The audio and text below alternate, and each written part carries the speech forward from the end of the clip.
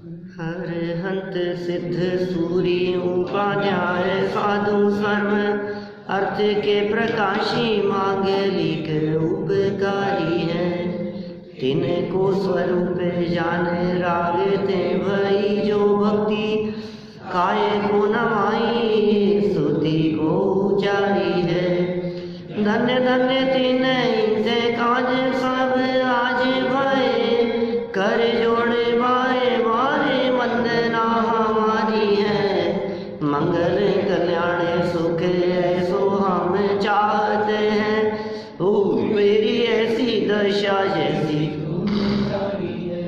हो मेरी ऐसी दशा जैसी तुम धारी है। हो मेरी ऐसी दशा जैसी तुम धारी है। तत्व ज्ञान पाठमाला भाग 1। और आज हमारे को एक विशिष्ट चर्चा करनी है। वो चर्चा है भावना 32, जिसे दूसरे रूप में सामयिक पाठ के रूप में भी कहा जाता है। ये पाठ है सामयिक। सामयिक की दशा कैसी होती है, सामयिक के काल में क्या चिंतन किया जाता है, सामयिक के काल में क्या विचार किया जाता है, सामयिक करने वाले लोग क्या सोचते हैं, क्या सोचा जाना चाहिए, प्रतिक्रमण, प्रत्याख्यान, आलोचना उनका क्या स्वरूप है। ये पाठ के रूप में बहुत सुंदर रीति से यहाँ प्रस्तुत किया है। भावना 32 प्रकार से 32 छंद होने के कारण इसे 32 कह करके पुकारा गया। भावना मूल लेखक हैं इसके आचार्य अमित गति। माने ये अमित गति आचार्य की पंक्तियाँ ही है ऐसा मानकर चलना चाहिए। अमित गति आचार्य देव इन्होंने संस्कृत में लिखा। अमित गति आचार्य देव ने, आप थोड़ा सा अमित गति आचार्य देव ने क्या किया, संस्कृत में लिखा और उस संस्कृत का अनुवाद ये जुगल किशोर जी युगल कोटा द्वारा हिंदी में अनुवाद किया गया। और ये हिंदी अनुवाद जो हम पढ़ रहे हैं ये हूबहू मूल संस्कृत का ही पद्यानुवाद है। माने संस्कृत का सामयिक पाठ पढ़ो या ये हिंदी का सामयिक पाठ पढ़ो, कोई भी फर्क उसमें नहीं है। ये अमित गति आचार्य कौन थे, इनके संदर्भ में थोड़ा सा परिचय यहाँ इन्होंने दिया है। देखिए कितनी रचनाएं अमित गति आचार्य की है। 2-4 मिनट में हम इनका परिचय पढ़ते हैं, फिर भावना 32 की चर्चा करेंगे। व्यक्तित्व कृतित्व इनका। विक्रम की 11वीं शती के प्रसिद्ध आचार्य अमित गति को वाक्पति राज मुंज की राजसभा में सम्मान की दृष्टि से देखा जाता था। माने ये 11वीं शताब्दी में हुए हैं अमित गति आचार्य। 11वीं शताब्दी माने हम कह सकते हैं वही श्रवण बेलगोला की जो प्रतिमा बनी वो भी 11वीं शताब्दी की है। तो लगभग उसके समकालीन 25-50 वर्ष आगे पीछे का काल इनका अमित गति आचार्य का काल रहा। राजा मुंज उज्जैनी के राजा थे। वे स्वयं बड़े विद्वान एवं कवि थे। आचार्य अमित गति बहुश्रुत विद्वान एवं विविध विषयों के ग्रंथ निर्माता थे। माने इन्होंने बहुत सारे ग्रंथ लिखे हैं। उनके द्वारा रचित सभी ग्रंथ संस्कृत भाषा में हैं। उन्होंने अपना प्रसिद्ध ग्रंथ सुभाषित रत्न संदोह विक्रम संवत 1050 में, सुभाषित रत्न संदोह नाम सुना है क्या आपने? मेरे पास में है ग्रंथ सुभाषित रत्न संदोह। अलग अलग विषयों के संदर्भ में नीति के श्लोक, माने क्या होना चाहिए, जन सामान्य की क्या नीति होनी चाहिए, व्यक्ति का व्यक्तित्व किस प्रकार का होना चाहिए, किसका नेचर किस तरह का होता है, किन समस्याओं का समाधान किस तरह से किया जाए, अलग अलग बातों के अलग अलग प्रकार से लक्षण आदि की चर्चा, ये सुभाषित रत्न संदोह में काफ़ी सुंदर ग्रंथ है इनका। ये वो इनका बहुत प्रसिद्ध ग्रंथ है। तथा धर्म परीक्षा विक्रम संवत 1070 में समाप्त किया था। 1070 अभी चल रहा है 2074। इसका मतलब कितने वर्ष पुरानी बात हो गई? 1000 साल पुरानी बात हो गई। 1000 साल से ज़्यादा पुराना इनका काल है, क्योंकि 1050 में इनकी ये रचना सुभाषित रत्न संदो थी, तो इसका मतलब 1025 साल हो गए। आपको मालूम है भगवान बाहुबली स्वामी का भी सहस्त्राब्दी समारोह मनाया गया था। 1000 वर्ष हो गए उसको। मैं समझता हूँ शायद 81 का जो महामस्तकाभिषेक था वो 1000 वर्ष पूरे होने के अवसर पे मनाया गया था। तो इसका मतलब लगभग 31 साल पहले, 25-30 साल पहले वो 1000 वर्ष हो गए थे। इनको भी लगभग वही काल है। धर्म परीक्षा इनका बहुत सुंदर ग्रंथ है। धर्म परीक्षा भी आप लोगों ने पढ़ा होगा, मैंने तो बहुत पहले पढ़ा था, कोई मान लीजिए कोई 25 साल पहले पढ़ा होगा धर्म परीक्षा ग्रंथ। अभी वापस प्रकाशित हुआ कोटा से, है ना, विक्रांत जी पाटनी अपने झालरा पटन वाले, उनका सहयोग रहा उसको छपाने में।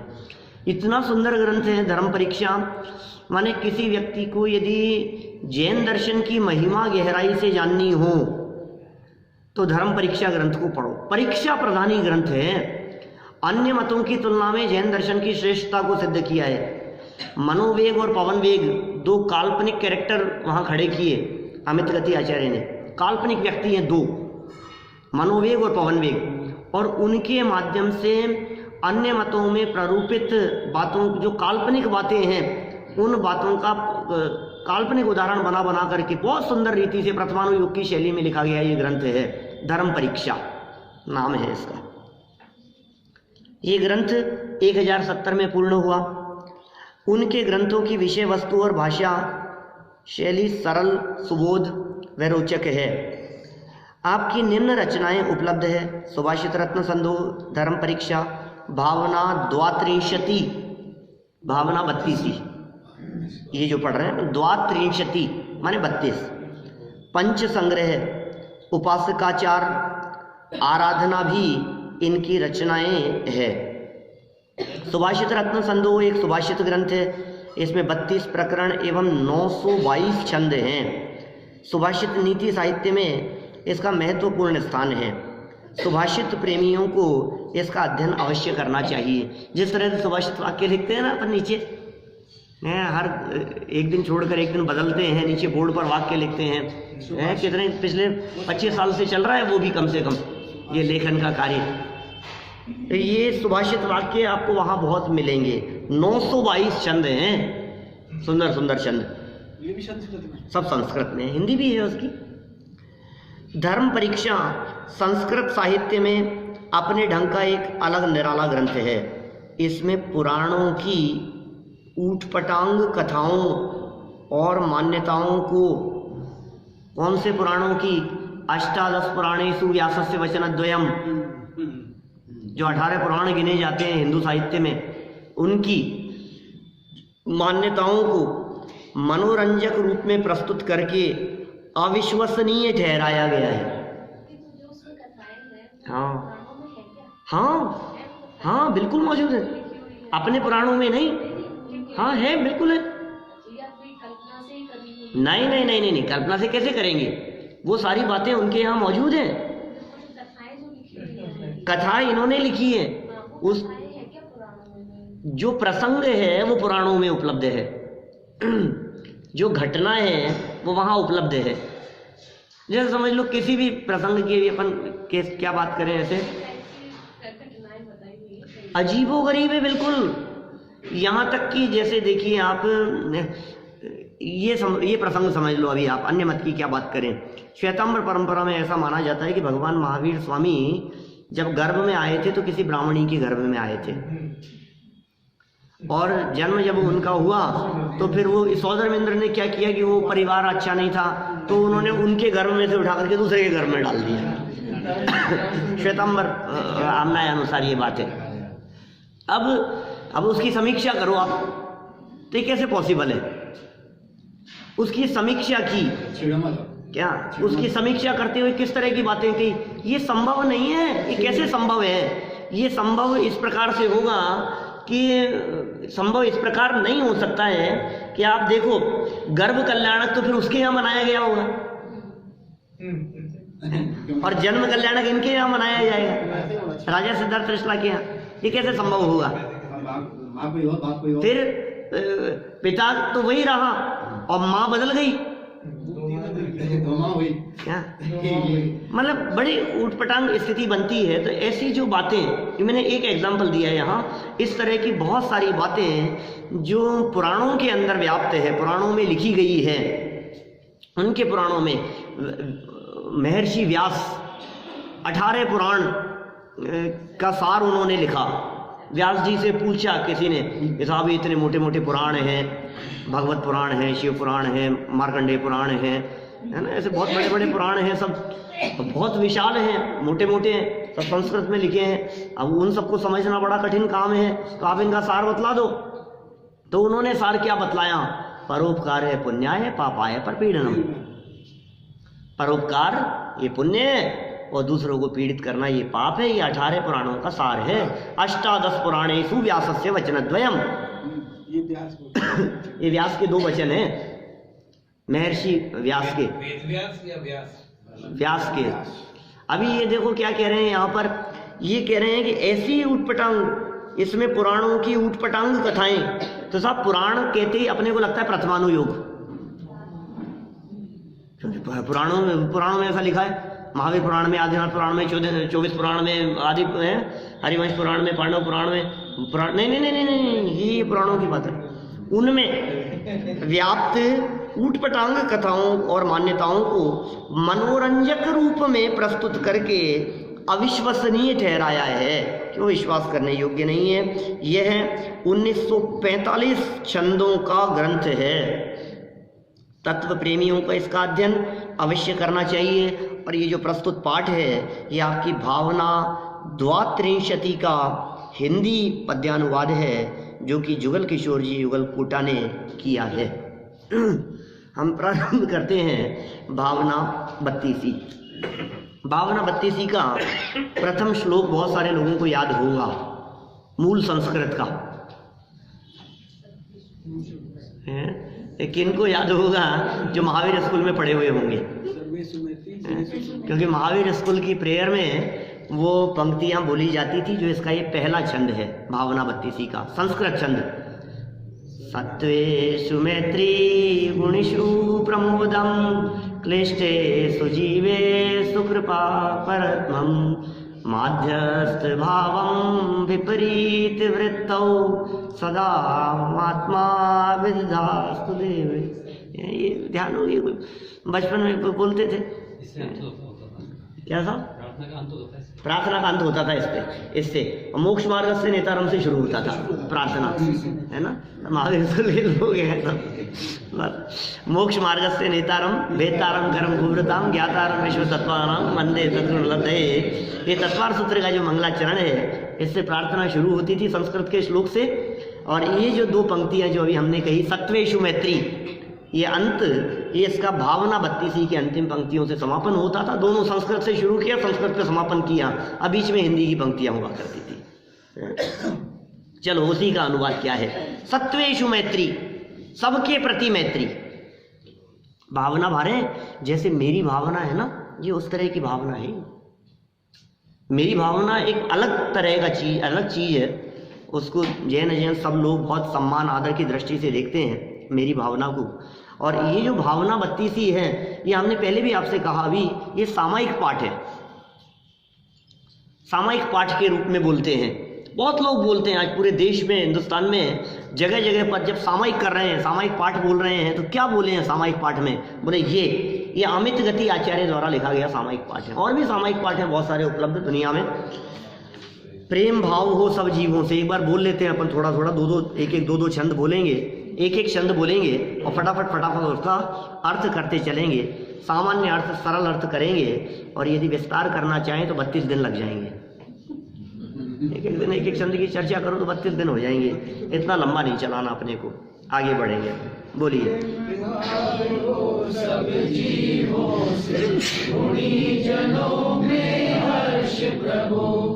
करुणा स्तोत्र बहे दुखियों पर, दुर्जन में मध्यस्थ विभो। क्या कह रहे हैं? प्रेम भाव हो, प्रेम भाव किन के प्रति? सब जीवों से। सत्वेषु मैत्री, जिनका सत्व है, जिनकी सत्ता है, जो जिंदा है, जो प्राणी मात्र हैं, सबके प्रति मेरे हृदय में प्रेम भाव हो। किसी के प्रति भी शत्रुता न हो, सबके प्रति मित्रता का भाव हो हृदय में। और गुणी जनों को देख करके हर्ष का भाव हो, जीव मात्र के प्रति प्रेम भाव हो। गुणी जनों को देख करके, गुणी जनों को देख हृदय में मेरे हर्ष, गुणी जनों को देख करके, देखो ये भावना भारे हैं। जगत में स्थिति ऐसी है, गुणी जनों को देख करके ईर्ष्या भाव होता है, जलन होती है। इसकी प्रसिद्धि क्यों है, ये आगे क्यों बढ़ रहा है, हे काहे के गुण है उसमें क्या है। एक व्यक्ति को दूसरे व्यक्ति के गुण सुहाते नहीं है, बर्दाश्त नहीं होते हैं। लेकिन ये सामायिक क्या होती है, सामायिक का काल क्या होता है, सामायिक करने वालों का चिंतन किस प्रकार का होता है, क्योंकि वे राग द्वेष विहीन हो रहे हैं। राग द्वेष रहित चित्त के शांत परिणामों का नाम होता है सामायिक। तो गुणी जनों में हर्ष प्रभु, करुणा स्रोत्र बहे दुखियों पर, दुखी जीवों को देख करके हृदय में करुणा का भाव हो। और यदि जगत में कोई दुर्जन व्यक्ति दिखाई देते हो, सतजन नहीं हो, दुर्जन हो, खोटे भाव खोटे परिणामों वाले दिखाई देते हो, पापी दिखाई देते हो, अपराधी दिखाई देते हो, तो मध्यस्थ विभु, उनके प्रति भी मैं मध्यस्थ भाव रखूं। ठीक है, जो है जैसे हैं भैया, इनके प्रति भी द्वेष का भाव नहीं है। इनको देख करके भी अपने परिणामों को बिगाड़ना नहीं है, इसका नाम है मध्यस्थता। उनको देख करके मेरे परिणाम क्यों बिगाड़ूं मैं, भले उनको देख करके मेरे परिणाम बिगाड़े, तो परिणाम अपने बिगड़ने से भव तो अपना ही बिगड़ेगा। किसी के लिए भी बिगाड़ा आपने परिणाम, बिगड़ा किसका, अपना। तो इन्होंने ये कहा दुर्जनों के प्रति मध्यस्थ भाव रखें। आगे देखिए, यह अनंत बलशील आत्मा हो शरीर से भिन्न प्रभु,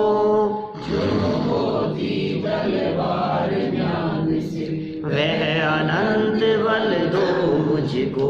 क्या कह रहे हैं, यह आत्मा अनंत बलशील है, यह अनंत बलशाली आत्मा, बलशील माने शाली, बल सहित अनंत शक्ति और सामर्थ्य से युक्त आत्मा शरीर से भिन्न हो जाए।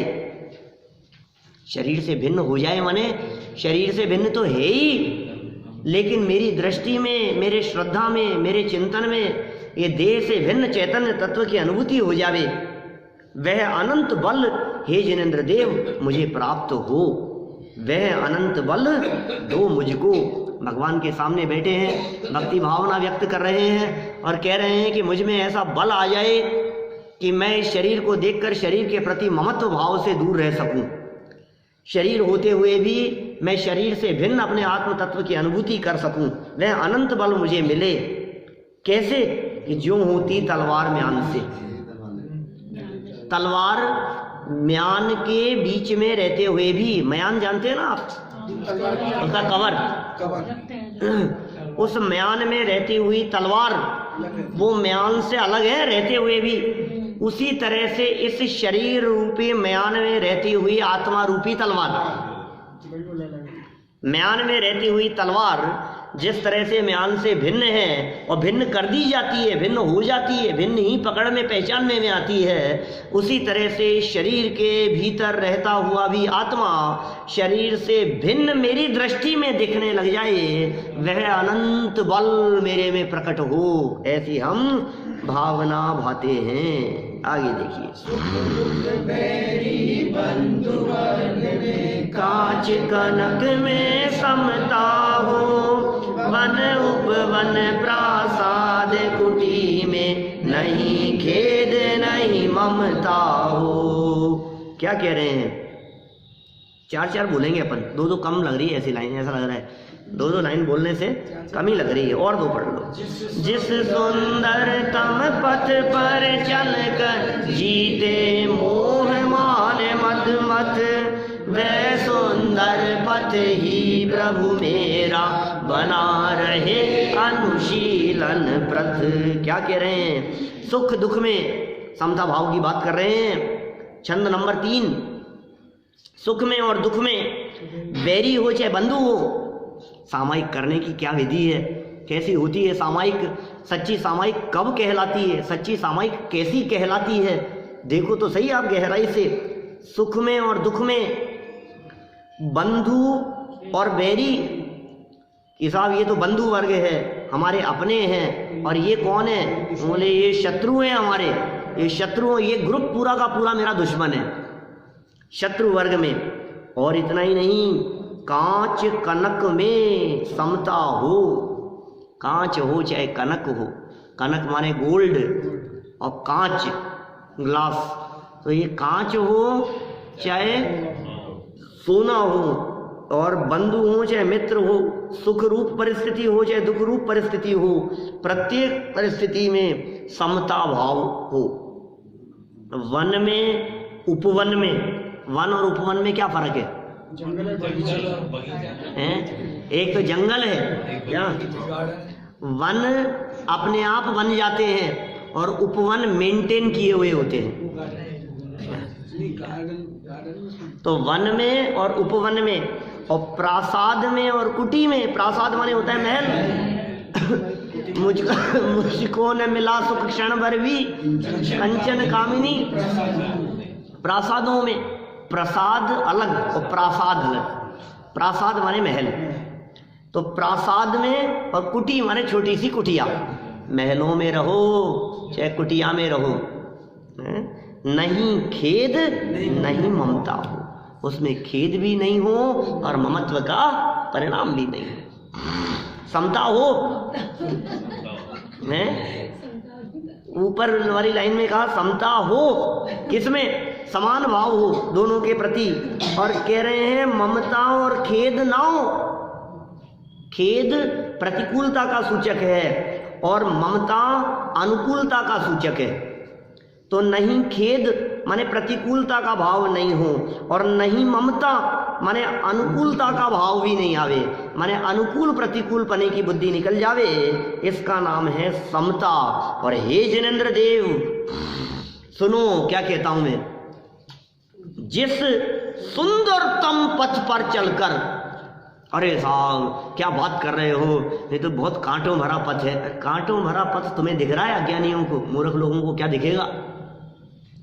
जगत के मूर्ख अज्ञानी लोग क्या कहेंगे? अरे साहब आप जिस रास्ते पर चल रहे हो ना, ये रास्ता आसान नहीं है, ये रास्ता बहुत कठिन है, इस रास्ते पर कांटे बहुत हैं, ये कंकड़ीले जमीन है, चप्पलों का त्याग कर दिया है, वस्त्राभूषण का त्याग कर दिया है, नग्न दिगंबर आप हो गए हो, कहाँ चल रहे हो साहब आप? कहाँ संकटों में, परिचय हैं, उपसर्ग हैं। सुनो सुनो सुनो, तुम्हें क्या दिख रहा है? जिस सुंदरतम पथ पर चलकर जीते मोह मान मन मथ। मन मथ माने होता है काम, कामदेव, काम विकार। मोह को, मान को और काम को, काम क्रोध मानादिक को आपने जीत लिया है। कैसे?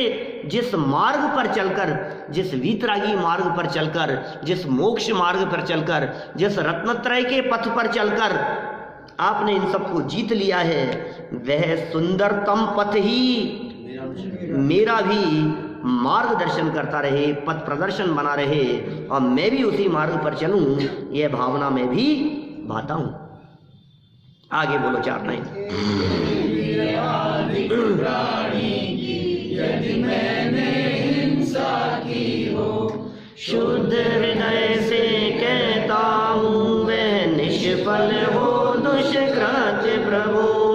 मोक्ष मार्ग प्रतिकूल प्रवर्तन जो कुछ किया कषायों से विपथ मिट जाए सद्भावों से। आलोचना पाठ भी आ गया इसमें। सामायिक तो है ही, आलोचना भी है, प्रतिक्रमण भी है। प्रतिक्रमण किसे कहते हैं? प्रतिक्रमण किसे कहेंगे? प्रत्याख्यान किसे कहते हैं? आलोचना किसे कहते हैं? आप जानते हैं इनके अर्थ? अभी इनके निश्चय व्याख्याएं हमने वहाँ कैलकाटा में नियम सार विधान के अवसर पर की, वहाँ नियम सार विधान किया, तो वहाँ निश्चय प्रतिक्रमण अधिकार, क्या प्रत्याख्यान अधिकार, परम आलोचना अधिकार, तो क्या है वो? प्रतिक्रमण होता है भूतकालीन दोषों की निवृत्ति की भावना, प्रतिक्रमण। पूर्व में मेरे से ऐसे ऐसे दोष लगे, मैं उनसे निवृत्ति की भावना बाता हूं, प्रतिक्रमण। प्रत्याख्यान होता है भविष्य के अपराधों के लिए हाथ जोड़ना कि अब मैं नहीं करूंगा। आलोचना होता है वर्तमान में जो अपराध दोष हो गए हैं उनके लिए भावना बाना की ये मेरे दुष्कृत्य हो जावे। तो एकेंद्रीय आदि प्राणी की यदि मैंने भूतकाल में की हो, मेरे द्वारा हो गई हो, हिंसा हो गई हो, झाड़ू ले जांगा बुआरी चीवटी आदि के जीव विदारी हैं, आलोचना पाठ बोलते हैं हम लोग, जल छान जीवानी कीनी ताहू पुनी डार जुदीनी, ये जितना आलोचना पाठ आजकल तो बोलते ही नहीं है, सब खत्म हो गए हैं, आलोचना पाठ वगैरह की पद्धति नहीं रही है। बहुत सुंदर पाठ है। यदि ऐसा हो गया हो, किसी जीव की विराधना हो गई हो, मकड़ियों को मेरे द्वारा 3 मंजिल से नीचे फेंक दिया गया हो, चींटियों झाड़ू लगाई हो और चींटी आदि की विराधना हो गई हो, 2 इंद्रिय 3 इंद्रिय जीवों की, सोते समय यदि मच्छरों की विराधना हो गई हो, कदाचित गुड नाइट लगाकर मच्छरों को देख करके मेरे मन में आ गया, अरे यार क्या हटाओ, उनको मारने का भाव आ गया हो, यदि मैंने हिंसा की हो, शुद्ध हृदय से कहता हूं भाई, आज मैं सामायिक के लिए बैठा हूं, शुद्ध हृदय परम पवित्र भावना से कहता हूं कि वह सब निष्फल हो जाए भगवान, वो सब दुष्कृत्य हो जाए, मिच्छामि दुक्कडम जैसा प्रसिद्ध शब्द है, मिथ्या हो जाए, वो सब झूठ हो जाए, मैं उस पाप से छूट जाऊं, मैं उस पाप से मुक्त हो जाऊं। हृदय की पवित्रता, भले ही पहले पाप किया हो, लेकिन वर्तमान में जो हृदय की पवित्रता है, मेरे वर्तमान हृदय की पवित्रता पूर्व में बांधे हुए उस पाप कर्म को धो डालेगी, मेरा विश्वास है ऐसा। पूर्व में यदि किसी व्यक्ति ने कोई पाप किया हो, अपराध किया हो, लेकिन वर्तमान की जो सरलता है, वो सरलता उसके द्वारा बांधे गए पाप को कम कर देती है। जगत में भी ऐसा देखा जाता है, जेल में किसी व्यक्ति को डाल दिया गया, किसी अपराधी व्यक्ति को 10 साल की सजा सुनाई गई उसे, लेकिन उसका सद्व्यवहार देखा, क्या उसकी सजा कम कर दी जाती है, सजा माफ कर दी जाती है।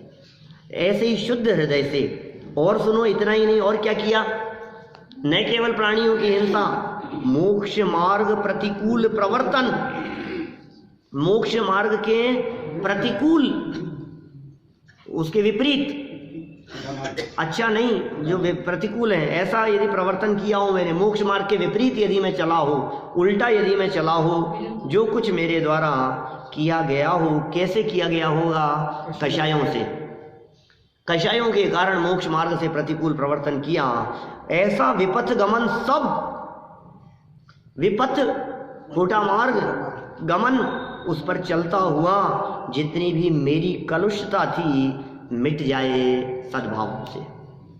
कहते हैं बहुत लोग ऐसी बातें आप लोग भी देखेंगे, अरे साहब आपको पता नहीं है पहले हमने कितने पाप किए, पहले तो मैं कहीं भी कुछ भी करता था, पहले मैं धर्म गरम मेरे को सुहाता नहीं था, तो मोक्ष मार्ग प्रतिकूल प्रवर्तन था ना, खूब किया कषायों से, पाप में खूब फंसे रहे, उलझे रहे, विपथ गमन किया, कलुषता थी वो मिट जाए। अब कैसे मिटेगी वो कलुषता?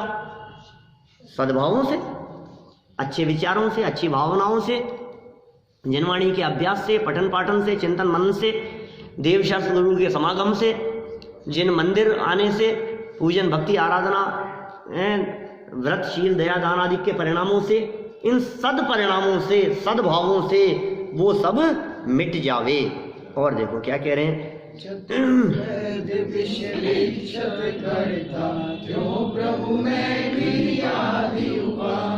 अपनी निंदा आलोचन से करता हूँ पापों को शाम, सत्य अहिंसा अधिक व्रत में भी मैंने हृदय मलिन किया, व्रत विपरीत प्रवर्तन करके शीलाचरण विलीन किया।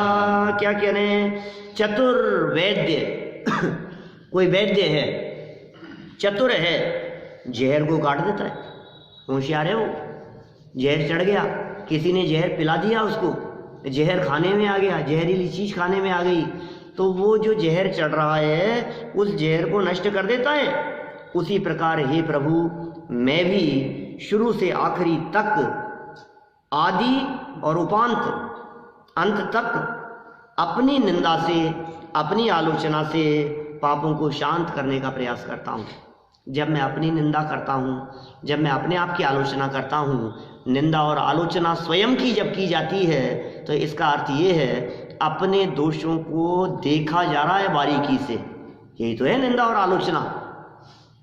और जब कोई व्यक्ति अपने दोषों को बारीकी से देखता है तो फिर क्या होगा, वो दोष निकलने लगेंगे। अपने दोषों को निकालो, चुन चुन करके निकालो अपने दोषों को, अपनी कमियों को। आप परफेक्ट होने की कोशिश करो। कोई भी परफेक्ट नहीं होता दुनिया में, कमियां तो सब में होती है।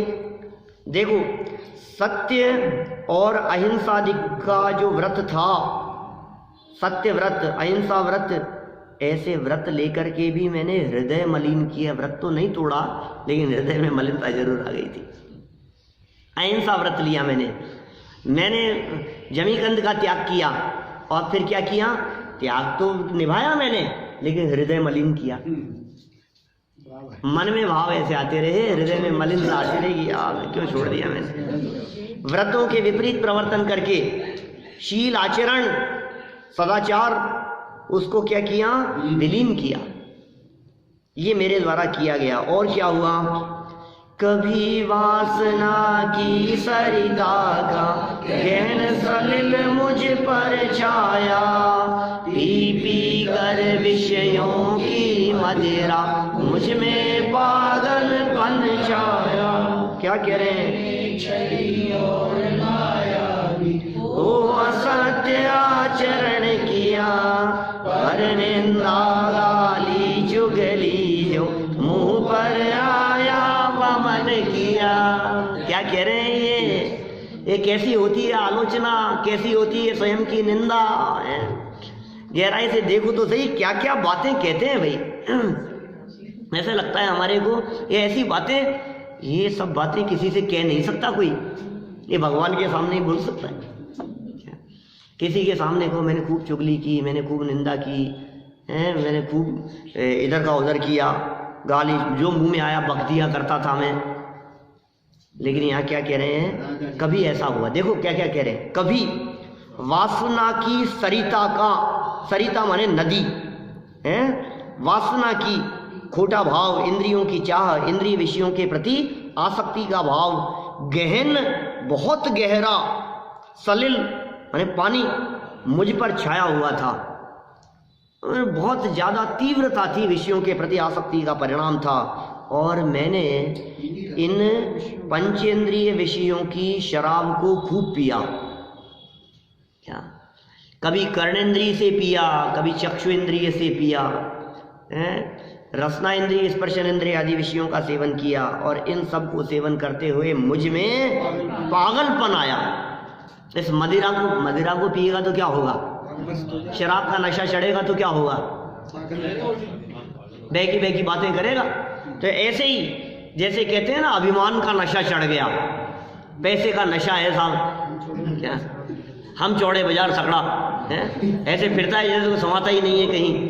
ये पागलपन छा गया है इसके माथे पर, ये माथे पर ये खोटी वृत्तियां ये हावी हो गई है, ये पागलपन इस पर छा गया है। और इतना ही नहीं, मैं चली और मायावी होकर के छल मतलब मायाचार किया, जो असत्य आचरण किया, खोटा आचरण करता रहा, पर की निंदा करता रहा, गालियां देता था बहुत, क्या चुगली करता था, दूसरों की शिकायत करता था, निंदा करता था, दूसरों के दोष देखता था, दोषों को उजागर करता था। जो मुंह में आता था मैं बक देता था। वमन करना माने, वमन माने उल्टी, जो मुंह में आता था वो मुंह से मैं निकाल दिया करता था। ये सब मेरा काम हुआ। फिर क्या करना चाहिए अब बताओ, निर्भिमान उज्ज्वल मानस हो, सदा सत्य का ध्यान रहे, निर्मल जल की सरिता सदृश हिय में निर्मल ज्ञान बहे, मुनि चक्री चक्री के हिय में अनंत का ध्यान रहे, गाते वेद पुराण जिसेव परम देव मम हृदय रहे। क्या कह रहे हैं, निरभिमानी हो जाओ, निरभिमानी हो जाऊं, मानस में उज्ज्वलता आ जाए, हृदय में पवित्रता हो जावे, सदा सत्य का मुझे ध्यान रहे, विवेक जागृत रहे, निर्मल मल रहित पानी की सरिता के नदी के समान, निर्मल बहते हुए झरनों के समान हृदय में निर्मल ज्ञान बहता रहे। ये मेरी भावना है। क्या भावना भाते हो आप, ये बताओ। हमारी ये भावना है, काश ऐसा हो जाए, काश ऐसा हो जाए, ऐसा हो जाए तो बहुत अच्छा रहेगा, ये हो जाए तो मजा आ जाए, ऐसा हो जाए तो ठीक रहे। तो कैसा हो जाए? हृदय में ज्ञान, ज्ञान गंगा बहने लगे, ज्ञान की सरिता हृदय के माध्यम से बहने लगे। और इतना ही नहीं, ज्ञान तो हुई, ध्यान भी हो। अकेला ज्ञान नहीं, ध्यान। हमारे मुनिराज कैसे होते हैं? ज्ञान ध्यान तपो रक्त। ज्ञान और ध्यान ये मुख्य काम है। ज्ञान ध्यान तपो रक्त तपस्वी से प्रशस्यते। याद है श्लोक रत्नाकरण श्रावकाचार्य का? याद तो किया था। विषयाशावशाती तो निरारंभो परिग्रह, ज्ञान ध्यान तपो रक्त तपस्वी से प्रशस्यते। मैंने 2 महीने पुरानी बात है, कम से कम ज़्यादा ही पुरानी बात है। मुनि मुनिराज चक्री चक्रवर्ती और शक्री इंद्र। शक्री शब्द सुना है क्या आपने? शक्री इंद्र को कहते हैं। शांतिनाथ भगवान के अर्घ में क्या है? शक्रेशम। शक्रेशम कहते श्री शांति जिनेशम नुत शक्रेशम। नुत शक्रेशम, नुत माने झुकना, शक्र माने इंद्र। इंद्र चरणों में झुकता हूँ, ऐसा अर्थ है उसका। तो मुनि राज हो, चक्री माने चक्रवर्ती हो, शक्री माने इंद्र हो, उनके हृदय में भी जिस अनंत का ध्यान रहे। किसका ध्यान करते हैं वो लोग? इंद्र भी किसका ध्यान करते हैं? आत्मा का ध्यान करते हैं। चक्रवर्ती जैसे सम्राट भी किसका ध्यान करते हैं? आत्मा का ध्यान करते हैं। मुनिराज जैसे भी, चक्रवर्ती और इंद्र जिनके चरणों में झुकता हूं, ऐसे मुनिराज भी जिस आत्मा का ध्यान करते हैं और गाते हैं वेद और पुराण जिसकी महिमा। वेद चार अनुयोगों के लिए वेद शब्द का प्रयोग किया। वेद मतलब वो नहीं, वेद क्या है? प्रथमानुयोग, चरणानुयोग, करणानुयोग और द्रव्यानुयोग, ये चतुर्वेद कहलाते हैं अपने यहाँ जैन आमनाय में। तो वेद और पुराण ग्रंथ हैं, महापुरुषों की जीवन गाथा, ये जिसकी महिमा गाती हो वह परम देव मेरे हृदय में रहा करे। वह परम देव मम हृदय रहे, माने मेरे हृदय में भी, मेरे चित्त में भी उसी आत्म तत्व का ध्यान हो, उसी आत्मा का चिंतन हो, उसी आत्मा का मनन हो और गहराई से उसी का अभ्यास हो। देखो आगे। ज्ञान स्वभाव जिसने सब विकार ही वमन किए, परम ध्यान गोचर परमात्म परम देव मम हृदय रहे। जो भव दुख गावे ध्वंसक है विश्व विलोकी जिसका ज्ञान, योगी जन के ध्यान गाम्य वे बसे हृदय में देव महान। क्या भावनाएं हैं ये? भावनाएं हैं ये सब। जैसे मेरी भावना के अंदर भावनाएं व्यक्त की गई, मेरी लाइफ ऐसी होनी चाहिए, इसी तरह से यहाँ भावना भा रहे हैं। मेरा हृदय कैसा होना चाहिए, मेरा ध्यान किसके प्रति होना चाहिए, मेरा ज्ञान कैसा होना चाहिए। दर्शन ज्ञान स्वभावी कौन? आत्मा। सब विकार ही वमन किए, सारे विकार जिसमें से वमन हो गए हों, परम ध्यान गोचर वो परमात्मा। आत्मा नहीं, वो परमात्मा, वो परम देव मम हृदय रहे। कौन है वो परम देव? वो परम देव कोई और नहीं है, वो अपना आत्मा ही परम देव है। परमात्मा भी लगा सकते हो बाहरी, और अपने परम देव की बात भी कर सकते हो आप। हाँ, गोचर माने ज्ञान का विषय, ज्ञान के विषय को कहते हैं गोचर। परम ध्यान गोचर माने ध्यान से पकड़ में आने योग्य, वो ध्यान गोचर। ज्ञान गोचर ज्ञान से पकड़ में आने योग्य। परमात्मा ऐसे देव मेरे हृदय में सदा ही बसा करें। इतना ही नहीं, भव दुखों को जो नष्ट करने वाले हैं, भव दुखों का जो विध्वंसक हैं, विश्व विलोकी जिनका ज्ञान है, संपूर्ण विश्व को जो जानने वाले हैं, केवली भगवान और योगी जन के जो ध्यान गम्य हैं, योगियों के ध्यान गम्य, वह बसे हृदय में देव महान। ऐसे देव योगी जिसका ध्यान करते हो, ज्ञानी जिसका ध्यान करते हो, मनराज जिसका ध्यान करते हो, सारे विश्व को जानने वाला ज्ञान जिनके पास में हो, भव दुखों को जिन्होंने नष्ट कर दिया है, ऐसे परमात्मा, ऐसे परम देव का मैं भी ध्यान करूं।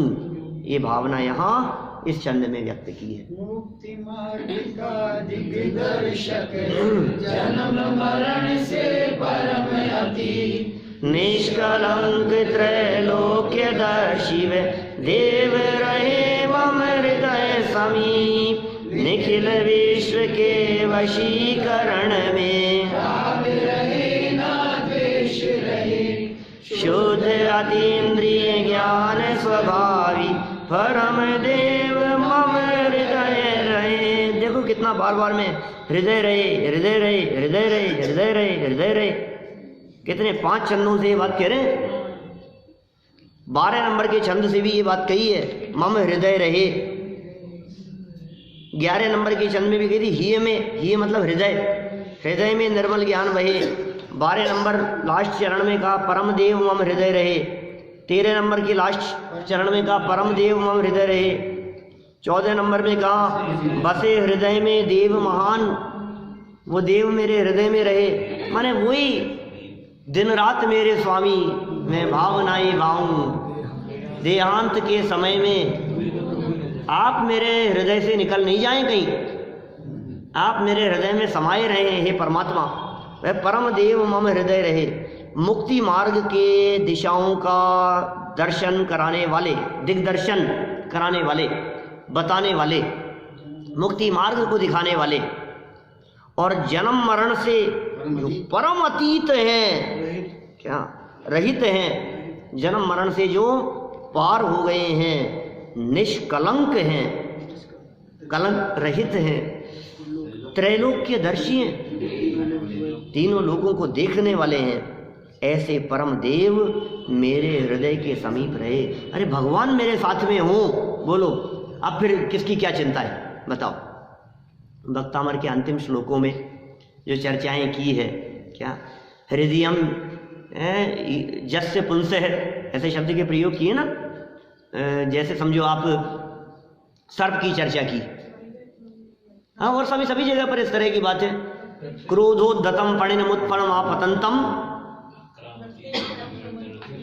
रक्ते क्षणम से चलो, 41 नंबर का श्लोक है भक्तामर का। रक्ते क्षणम समद कोकिल कंठ नीलम, क्रोधोद्धतम फणिनमुत्पन्नम आपतंतम, आक्रामति क्रमयुगेण निरस्त शंक, त्वत्पाद त्वन्नाम नागदमनी हृदयस्य पुंस, त्वन्नाम नागदमनी, त्वन्नाम नागदमनी हृदय यस्य पुंस, पुंस मतलब आत्मा, और हृदय मतलब हृदय में, यस्य मतलब जिसके, हे आदिनाथ भगवान, जिसके हृदय में आपके नाम रूपी नागदमनी है, ऐसा व्यक्ति उस क्रोध से युक्त सर्प, क्रोधोद्धतम, क्रोध से युक्त दिखाई दे रहा है। रक्ते क्षणम समद कोकिल कंठ नीलम, ऐसे कोकिल कंठ, कोयल के कंठ के समान नीला दिखाई देने वाला, और कैसा, रक्ते क्षणम, आंखें जिसकी लाल दिखाई दे रही है, ऐसा सर्प यदि बैठा हुआ हो तो भी ऐसा व्यक्ति, हे जिनेंद्र देव, हे आदिनाथ भगवान, जिसके हृदय में आपका नाम बैठा हुआ है, वो शंका से रहित होता हुआ उसको उल्लंघन करके चला। जिसके हृदय में बैठा हो, जिसके हृदय में परमात्मा बैठे हुए हो, उसे किस बात का डर है बताओ। जिसके साथ में कोई चल रहे हो, पावरफुल व्यक्ति, उसे किस बात का डर है। क्या आपको किस बात की घबराहट है? आप तो उनके साथ में जा रहे हो, आपको क्या चिंता है? जैसे माँ के साथ आपके साथ में तो मिनिस्टर जा रहे हैं, आपके साथ में तो अरे साहब आप तो उनके साथ में हो, आपको तो आप तो वीआईपी है, आपकी तो व्यवस्था। तो वीआईपी किसकी बात कर रहे हो? हम कह रहे हैं 3 लोग के नाथ जैसे जिसके साथ में हो, उनकी बात देखो कैसी होगी। क्या कह रहे हैं? निष्कलंक त्रैलोक के दर्शी ऐसे देव मेरे हृदय के समीप सदा बने रहें। निखिल विश्व के वशीकरण में, क्या सारा विश्व का वशीकरण हो जाए लेकिन राग रहे ना द्वेष रहे। सारे विश्व का वशीकरण की भावना तो सारे ये मेरे वश में हो जाए, ये मेरे वश में हो जाए, ये मेरे कंट्रोल में हो जाए, नहीं नहीं नहीं, न राग है ना द्वेष है। शुद्ध अतीन्द्रिय ज्ञान स्वरूपी, अतीन्द्रिय ज्ञान स्वरूपी, केवल ज्ञान स्वरूपी, अनंत ज्ञान स्वरूपी शुद्ध परमात्मा ऐसे परम देव मेरे हृदय के समीप रहे। ये भावनाएं यहाँ 16 छंद तक अपन ने पढ़ी है और कल 32 पूरी कर लेंगे अपन। स्वभावी